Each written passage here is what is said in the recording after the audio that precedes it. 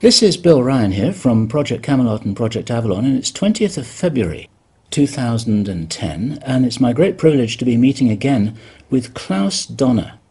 And in this video presentation, it's going to be an interview of the difference, because I'm going to do very little talking indeed, maybe none at all, and Klaus is going to be doing an audio commentary on one of his extremely special, unusual and fascinating slideshows about the artifacts and the various phenomena that he has been researching, discovering, investigating personally all over the world, relating to what I think you could legitimately call the hidden history of the human race. Would you say that that's a good summary, Klaus? That's a very good summary, yes. So I'm going to step back here, and what follows now, just kick back and enjoy this slide presentation, and Klaus is going to take you through his own journey. You can accompany him on his own journey through his own discoveries. And take it away, Klaus. What are we looking at here? I can see an array of pyramids. What's the significance? The significance is that you can find pyramids all over the world on each continent. And the question is, when and who did build those pyramids? Why many of those pyramids all over the world are looking very, very similar? Another question is, did there really exist a global civilization? And I think many of our researchers are really telling us that once upon a long time a global civilization existed. But how many thousands of years ago, we don't know. Most of the audience of Project Camelot may know about the story of one stone pyramid building found in 1984, 25 meters under the sea level in Japan on the island of Yonaguni, which is the southeast Japanese island belonging to the Ryukyu island group. And there is still a struggling of some international archaeologists who are saying that these monuments were done by nature. But my friend Professor Masaaki Kimura did several years since then researches not only on this monument, but also he found several others close by. On the right side down you have a model, and one thing nature is definitely not doing on top of two platforms of this monument. There is one huge stone turtle and one huge stone bird like an eagle. Nature is doing many things, but not such a precise, perfect monument. And the question is, where are all the stones? If nature would have done it broken down, where are those stones? There are also streets, and there was also found a stone stadium like a Roman Colosseum with stone seat rows and stone stairs. Nature is great, is doing many, many great things, but not such perfect buildings. Here you have the huge stone turtle, and you can see also how small is a diver against this big monument. Here you have one street with stairs going up. Here again a very close-up picture just to recognize the size of this huge monument. Here you can see some world maps. On the top, on the right side, you can see the Piri Reis map, which was used already long time before Christopher Columbus came to America.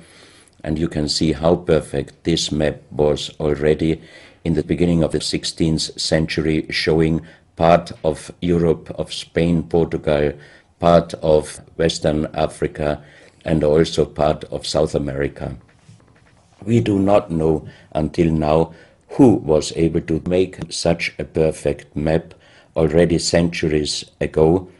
And on the rest of the Piri Reis map, which we do not show on this picture, you can also see the Antarctic without ice. In 1956, researchers found out that the Earth under the ice mass at the Antarctic is exactly like the Piri Reis map was showing.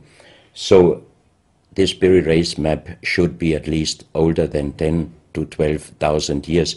But the next question would be, who was able to make such a wonderful world map? On the left side, on top, you see Atlantis, done by Athanasius Walzemüller, and the map is the other way round. He did it the other way round, and you can see the continent between Europe, Africa, and also America. And you can see on the left side down different sides of a huge stone world map. This stone world map was found in 1984 while gold digging in Ecuador in an underground tunnel system with other 350 artifacts which do not really fit any known and existing South American pre-Columbian culture. On this stone map is a natural quartz line, a white one, and this is the front side of the world stone map, and you can see approximately in the Near East, close to Saudi Arabia, you can see an inlay as an eye. And from this eye to the right and to the left is a natural quartz line going on the right side over India, Thailand, and also there's a long island on the right side, which Professor Kimura's research gave him the statement that from the northeast Japanese island until far down after Taiwan, once there existed a huge continent. But then this world map must be older than at least 10 to 12,000 years. And here's the back side, and you can see on the right side coming the quartz line passing in the Atlantic, a continent, Atlantis, which in our days does not exist anymore. Then the white line is crossing part of South America, and here you have a close-up, and you can exactly see the Bay of Guayaquil, an inlay going up to north, and a round inlay showing exactly the place where there were found those artifacts, and there is also the best quality water worldwide existing. One other very interesting artifact found on the same place in Ecuador is the so-called pyramid with the eye. The eye is an inlay.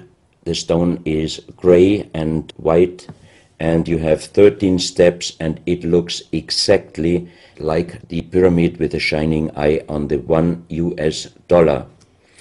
If you put this pyramid under black light, the eye is shining very strongly, and it looks really like an eye, but not real like a human eye. Here you have a close-up of the eye, and you can see the colors of the inlay. On the bottom of this pyramid, you have the inlay in little gold plates showing the Orion star constellation, and you have unknown writing. The translation of Professor Kurt Schildmann, who was the president of the German Linguistic Association, and he was perfect in more than 40 languages. He was able to translate this writing. He called it pre-Sanskrit because it is older than the oldest writing. And the translation of these 4 letters you can see here, his translation is "the Son of the Creator comes." As we found the same writing on stones in certain countries like Ecuador, Colombia, Illinois, United States, Clausel, France, Malta in the Mediterranean, Turkmenistan, Australia, and in southern Calabria, Italy, just a few years ago. Always there are stones and ceramics, terracotta, with the same writing. That means this writing existed once worldwide, and that means there must have been a global civilization older than Sanskrit, older than 6,000 years. And Professor Schildmann also told me that this writing has a little similarity to the Indus writing and also to the Easter Island writing. And as he said, this is older than Sanskrit. He called this writing pre-Sanskrit. On this stone, you can see on the top the 2 eyes, and then you see the right hand holding the pyramid and putting the left hand on top of the pyramid. That means showing how to use this pyramid with the eye. On this stone you can see an encarving, sitting a man on a stone, holding the pyramid exactly as it was shown on the artifact before. From his eyes are going rays out, and on the right side you see two bowed persons. On his head he has something like a small helmet, and from this helmet goes up like an antenna to a strange object over him. And here you have the photo of the discovered helmet. We could not yet make a metal research or checking what kind of metal was used, but you can see in the center of the helmet that something is missing, and that might have been this kind of antenna which was shown on the artifact before. Another very strange finding from the same place is one big jade cup and 12 little jade cups. As the 12 cups are man-made and each one is a little bit different in size, if you fill them up perfectly with water and you put the 12 cups of water inside the big cup is completely filled. The next strange thing is that you can see on the little cups numbers which are looking like the Mayan numbers, but if you compare them with the Mayan numbers, you find out that there are some little differences. And on the big cup you can see a perfect inlaid star constellation, also showing the Orion and other stars. And inside the big cup it is very, very magnetic, and outside the cup nearly nothing. Professional geologists are saying this is impossible, because if a stone has metal particles inside the stone, it must be same magnetic from both sides. Here you have a close-up of the big cup, and you can see a perfect inlay of star constellations, and they are shining very brightly if you put black light on it. Here you have some small cups that you can figure out more clearly the style of the numbers inlaid in a strange material, also shining under black light. That's another piece, a jade plate with the same star constellation inlay like on the big cup, and two persons facing the sky, and on the next picture you can see that also the eyes of these two statues and the star constellation is shining very strongly under black light. This was once a hard-formed brown stone, changing the color in the center of the stone into black, which usually in nature does not happen. And you can see, if you look very close, you can see a face with closed eyes, with a mouth, the nose, a long beard and long hair. On the left side, the face and also the stone is broken. This is the reverse side of this stone. You can see a spiral and a triangle. The center of the triangle is very magnetic, also shining under black light. Here we have the backside of a cobra. The cobra never existed in South America, but this one was found at the same place. On this side of the cobra head you have 33 lines in lines. So 33 is also a very mystical number since long time. And on the left side and right side you have 7 points inlaid, and maybe these are the chakras. Also this cobra head is shining brightly if you put black light on it. Another object here, you have a perfect worked dolphin head, and also this artifact is shining under black light. Here you have a kind of stone helmet. You can put this granite stone helmet on your shoulders, or you can lay your head inside it, and the inlay points which you see on this helmet, some experts told me that these points are exactly the acupuncture points on the human head.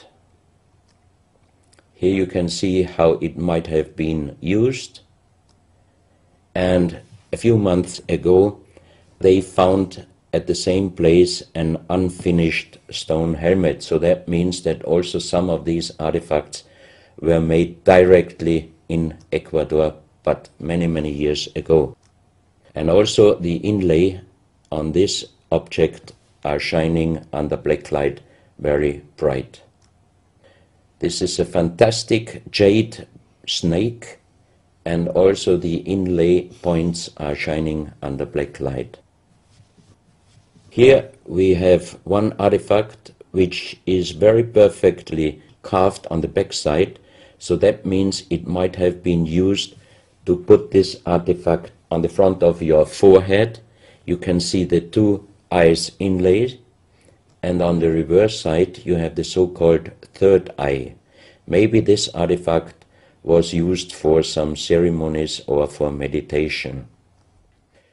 Here we have a jade plate with an inlay of a spiral, also shining brightly under black light.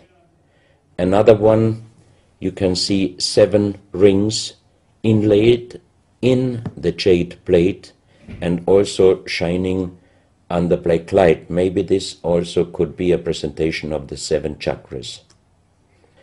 Here is one of the ceramics found there. It's a great masterpiece, and the question is, how can you make this artifact out of one piece of ceramic? Here we have another pyramidal stone found also in Ecuador. On top you see the pyramid with the eye, and you have down several spirals and symbols. Some of them are very similar to the churchward Nakal plates, which he found 1880 in India, and the translation was talking about the sunken continent of Mu. This is a marble with another inlay of a spiral, also shining very brightly under black light. Another stone in a pyramidal form with an inlay of an eye. Here you can see again the pyramid with the eye, and on the bottom you see the Orion star constellation, the 3 Orion stars, which might focus us to the 3 pyramids in Egypt. Here you have a ceramic statue. You can see the style of sitting is not real pre-Columbian style. It looks like the lotus seat from Asia. On top of this statue you have a head with some points, and it looks quite similar to many of the Buddha presentations. He holds a snake in his mouth. The snake is a very, very mystical and very often presented object. So that means this statue is not from any existing or known pre-Columbian culture. Even the next one, you can see that how this statue is sitting, it looks more the direction of Asia. On top of his head, again a very strange head, and in the center you can see like the head of a frog. Also the frog is a very mystical animal in old South American pre-Columbian culture, but also in Africa and also in Asia.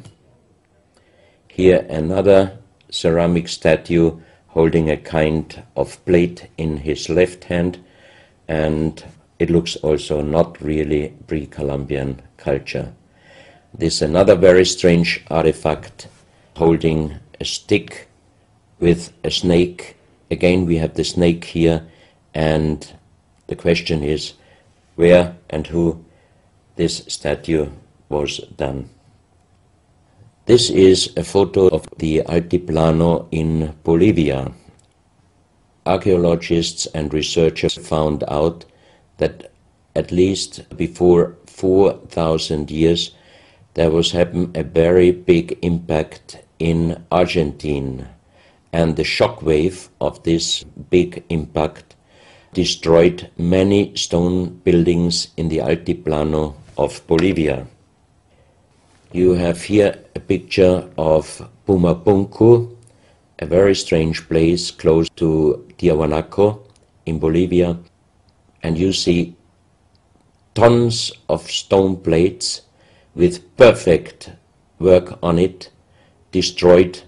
Maybe this was the reaction to the big impact in Argentina. Here you have my friend Giancarlo Bonfanti, Italian researcher, in the center of the so-called Sun Gate in Tiahuanaco in Bolivia, and some researchers write that the figurines on top of this side of the Sun Gate are showing the Venus calendar. Here you have one of the big stone plates from Pumapunku, and you can see how perfect this stonework was done. And the question is, could you do such perfect work with simple tools? Close to this area, they found skeletons with a size of 2.6 meters.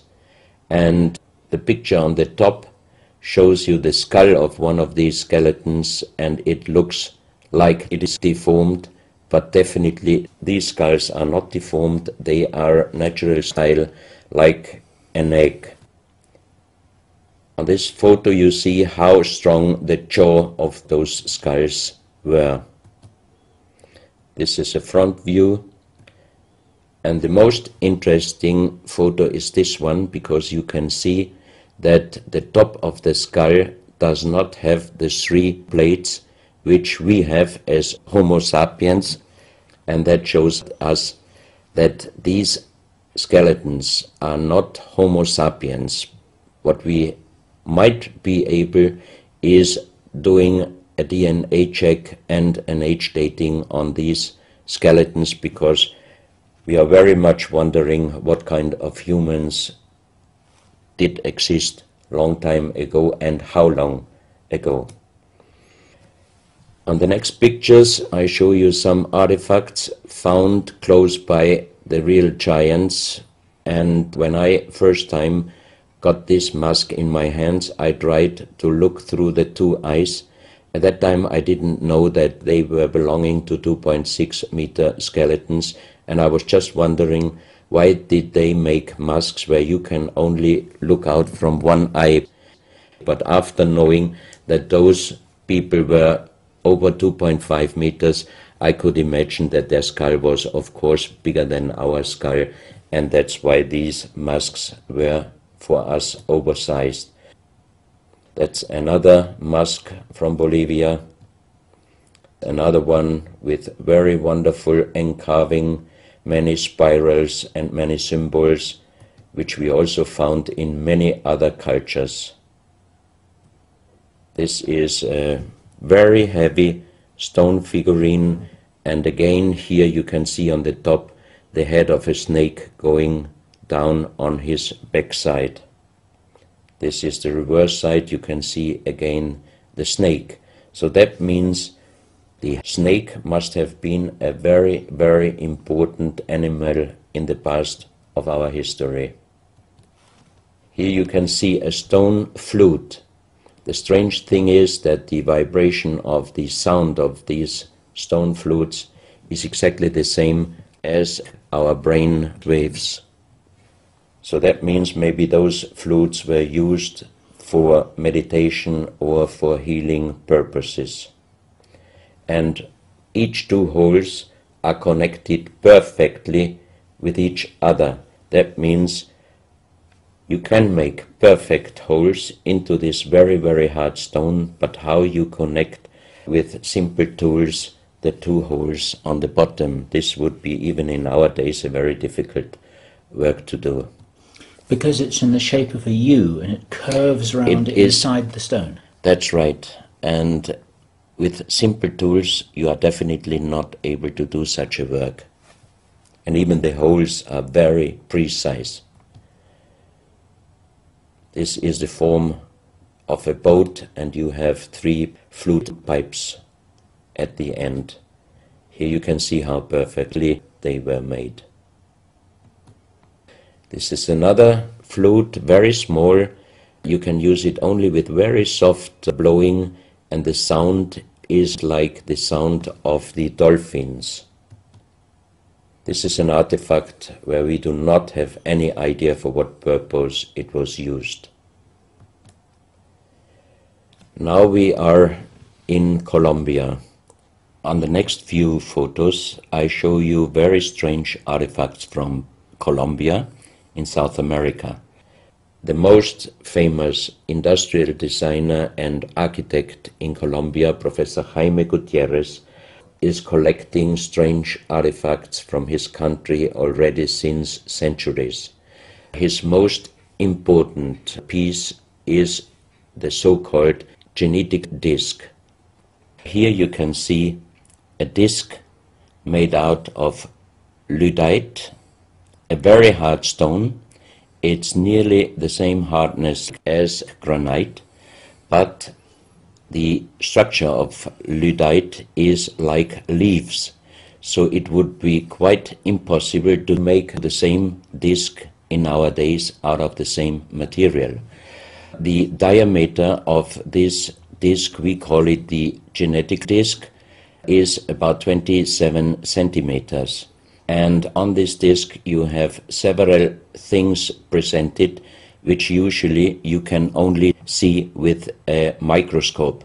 For example, on the left side, around 11 o'clock, you can see one egg, human egg, without, and another with spermia. On the right side, at approximately 1 o'clock, you can see some spermias, and then you have several very strange presentations which we could not explain. But here on the left side you have a microscopic photo from the inside of a lady done by a Swedish photographer, and you can see that the egg without and with spermia looks exactly like the presentation on this genetic disc. On the reverse side you have on top several presentations of fetus in different size, different age, ending up with looks like a little child. You see also at the end of the plate around 6 o'clock female and male, and also on the right side around 9 o'clock you can see the presentation of man, woman and child. But the strange thing is how they present those human-like heads. Here you can see a knife done by the same material, lyddite.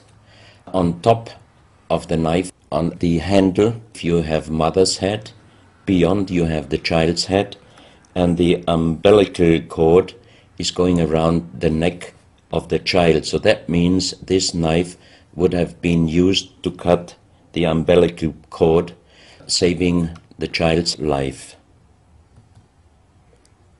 This is a close-up mother, child and umbilical cord. This is an instrument. It might have been used for helping the child coming out, leaving the mother, when there were some complications. And it is also made out of the same material, lyddite. You have here the vagina and the child's head coming out, and on the reverse side you can put only your thumb inside.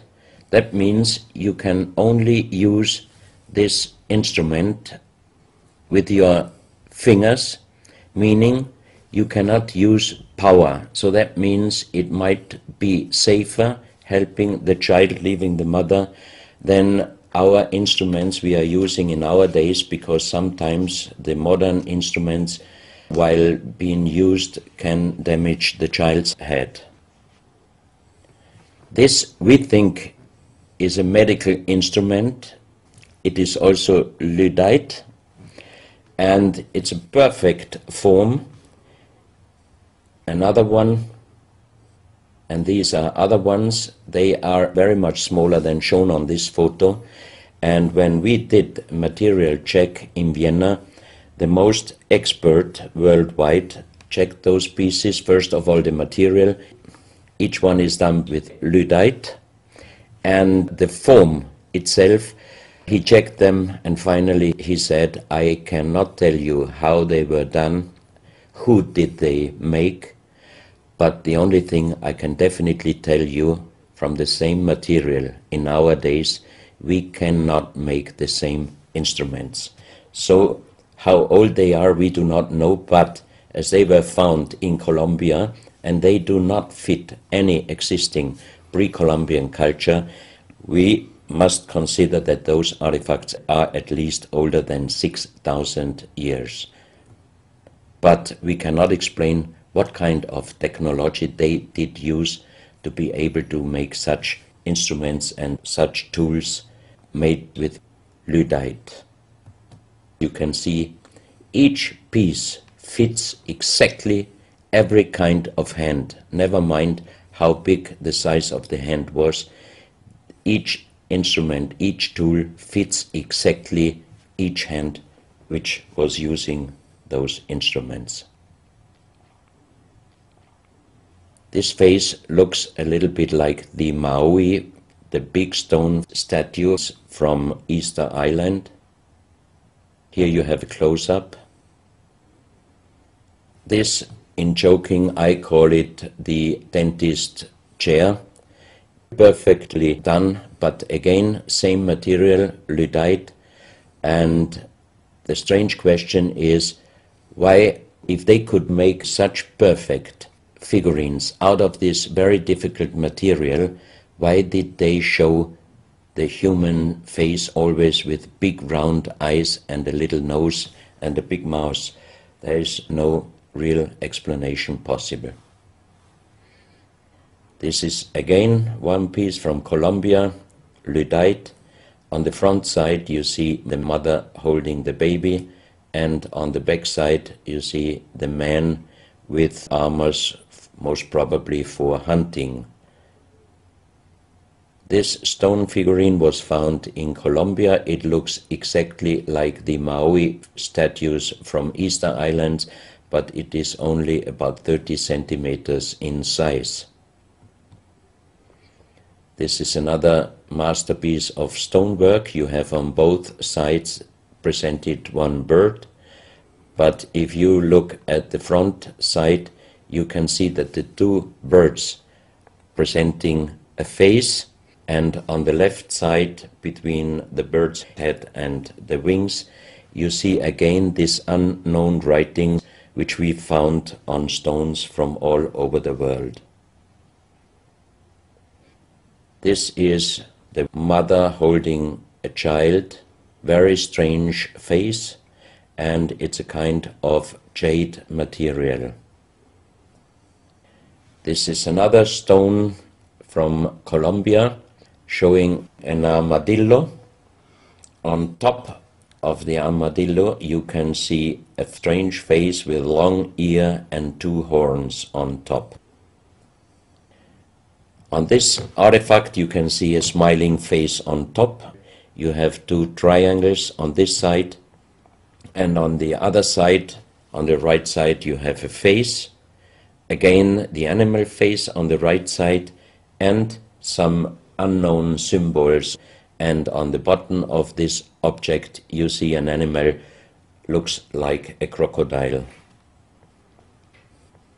Now we are moving to Guinea, West Africa, very close to the border with Mali. They found on a huge granite mountain the half portrait of a lady done in granite stone, and the size of this statue from top of the head until the middle of the torso is exactly 150 meters. So this is a real big question.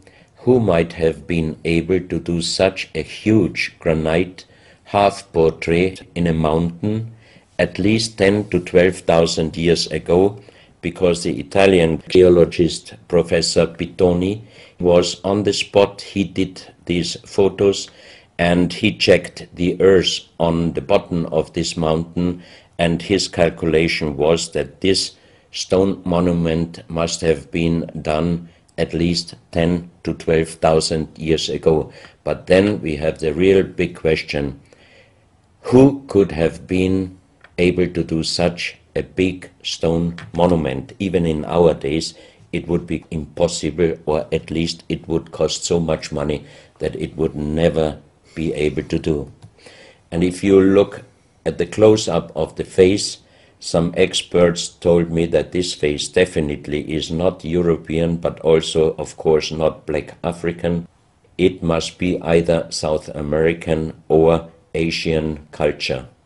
But then again, we are at the point 10 to 12,000 years ago. It might be the civilization, the lost civilization from Atlantis. Close to this area in Sierra Leone, Professor Pittoni was in charge of diamond excavations. And as he heard in this area a legend about Allah was angry with some angels, and he put them into stone and throw them to the earth, he put the sky, also made it into stone and throw it to the earth, and he put the stars and throw them to the earth. The legend says that the sky you can see on this stone, they call them sky stones, sky blue stones found in this area under the earth. And we did research in Vienna. This is definitely artificial stone. It's not a natural stone, and all the material could be found, but the only thing they could not inform us is what kind of color did they use to get this real sky blue color. The stone figurines found from 20 meters down to even 50 meters. Professor Pittoni always took some organic material from the finding place, and the age dating of those stone artifacts are from 2,500 years up to the oldest one, 17,000 years. Here you have a granite stone, so-called nomoli, stone nomoli, with very nice encarving. Here you have a man sitting on an elephant, as there are also the legends of giants all over Africa. You know how big is an elephant. It's a wonderful stonework. It's very hard and very heavy. There are also some artifacts showing half human or human with the head of a reptile, holding a kind of pot in their hand, and they could put something inside this pot, and also on top of several nomolis there is a hole for putting something inside, and most probably they were used for ceremonies. Here you have a kind of animal. It looks like a dinosaur, and when Professor Pittoni found this statue, it was making a strange noise. So he opened the statue, and they found inside the small black ball you can see on the bottom of the statue, and this was iron material. When we did the research on this artifact, and especially on this metal ball, next morning the professor called me and told me that somebody must have done a bad joke to me. I asked why, because the result of the research was this metal material is chrome steel, and chrome steel was found first time at the beginning of the 20th century in Austria. That means it was impossible inside a statue with the age of approximately 17,000 years. But when I called immediately Professor Pittoni, he was laughing and he said, I'm a geologist. If a statue is making a strange sound, I do not open it just right away, but I did several X-rays, and you can see here on the right picture one of the X-ray photos, and you see that inside the closed statue already the round ball, the chrome steel ball, was existing. On this X-ray photo you can see exactly, and also Professor Pitoni saw, that this statue in former days already was opened but perfectly closed again, and he called a specialist who opened it exactly concerning this photo, the small stone ball which was closing the hole inside, and you can see that the metal ball was already existing. Some of you might have watched several pictures, photos on the internet of giant skeletons found in desert, in India, in China and other places. Most of those photos were competition photos to present Photoshop.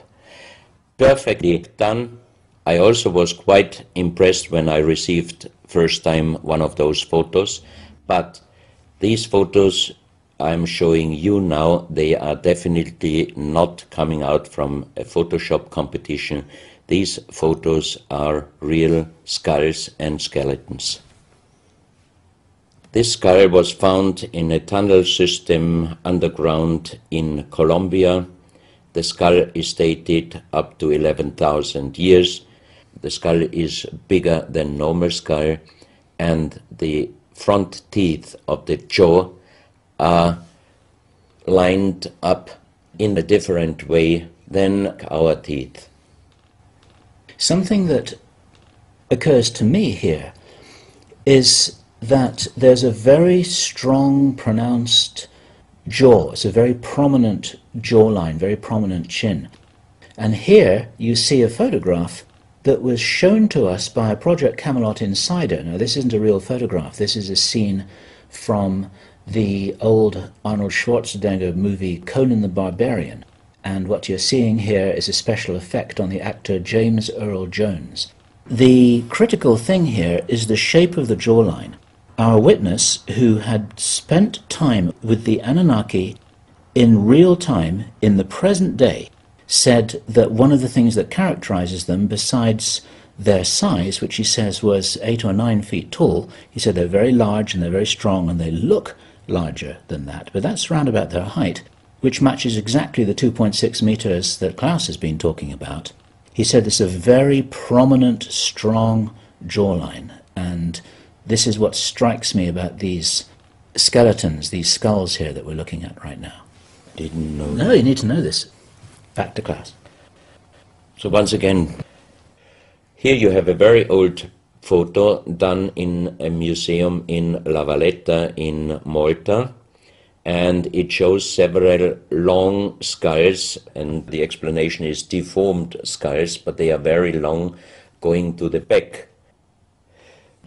This is one of several very, very strange skulls. They are presented in a small museum in Ica in Peru. Ica is located close to the famous Nazca lines, and the museum is called Museo Maria Reiche, the German lady who was researching her whole life about the Nazca lines. And in this museum you can see the most strange skulls I ever saw, all found in this area close to the Nazca lines. So the question is, what kind of humans were living there, and how did they get those skull forms? And especially this one, definitely several doctors and experts told me it would not be possible to create such a kind of deformation, because through deformation you do not get the double bone material on the skull, and on this skull even you have particles of the skin and hairs, and I think it would not be difficult to do a age dating and especially a DNA analysis of this skull. On this picture I show you some legendary skeleton forms of giants.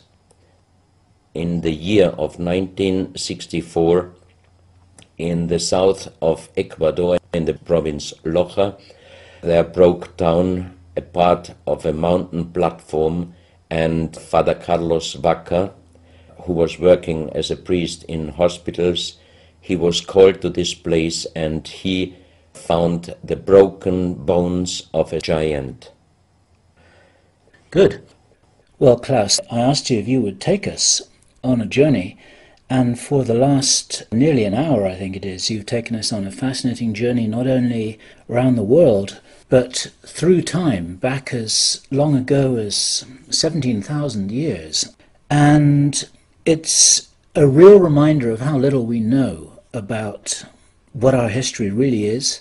These are important pieces of an important puzzle, and you're doing an enormous amount to raise people's awareness of what it is that we're not shown in many museums, what it is that we don't read in anthropological textbooks, and what it is that many university professors still refuse to recognize. And thank you so much for your part in helping to raise our own understanding of our history on planet Earth. Klaus, thank you.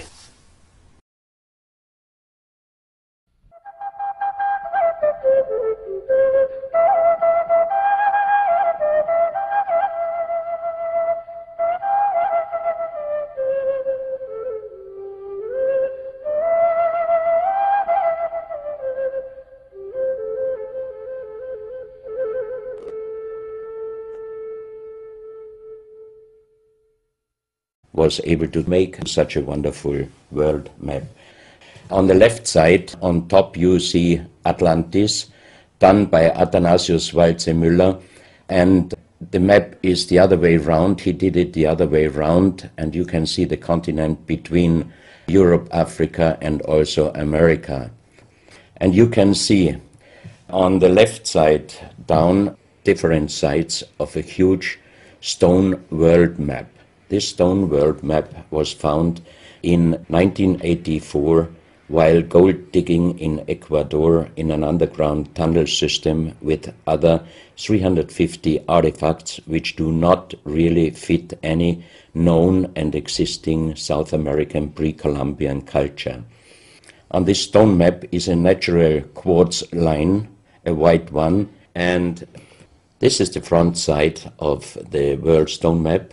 And you can see approximately in the Near East, close to Saudi Arabia, you can see an inlay as an eye. And from this eye to the right and to the left is a natural quartz line going on the right side over India, Thailand, and also there's a long journey through his own discoveries. And take it away, Klaus. What are we looking at here? I can see an array of pyramids. What's the significance? The significance is that you can find pyramids all over the world on each continent, and the question is when and who did build those pyramids, why many of those pyramids all over the world are looking very, very similar. Another question is, did there really exist a global civilization? And I think many of our researchers are really telling us that once upon a long time a global civilization existed. But how many thousands of years ago, we don't know.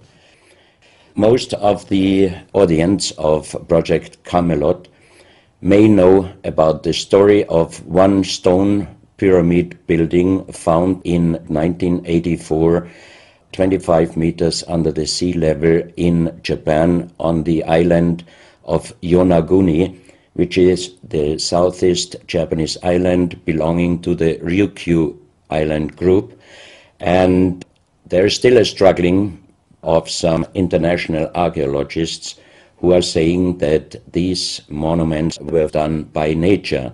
But my friend Professor Masaaki Kimura did several years since then researches not only on this monument, but also he found several others close by. On the right side down you have a model, And one thing nature is definitely not doing on top of two platforms of this monument. There is one huge stone turtle and one huge stone bird like an eagle. Nature is doing many things, but not such a precise, perfect monument. And the question is, where are all the stones? If nature would have done it broken down, where are those stones? There are also streets, and there was also found a stone stadium like a Roman Colosseum with stone seat rows and stone stairs. Nature is great, is doing many, many great things, but not such perfect buildings. Here you have the huge stone turtle, and you can see also how small is a diver against this big monument. Here you have one street with stairs going up. Here again a very close-up picture just to recognize the size of this huge monument. Here you can see some world maps. On the top, on the right side, you can see the Piri Reis map, which was used already long time before Christopher Columbus came to America. And you can see how perfect this map was already in the beginning of the 16th century, showing part of Europe, of Spain, Portugal, part of Western Africa, and also part of South America. We do not know until now who was able to make such a perfect map already centuries ago. And on the rest of the Piri Reis map, which we do not show on this picture, you can also see the Antarctic without ice. In 1956, researchers found out that the Earth under the ice mass at the Antarctic is exactly like the Piri Reis map was showing. So this Piri Reis map should be at least older than 10 to 12,000 years. But the next question would be, who?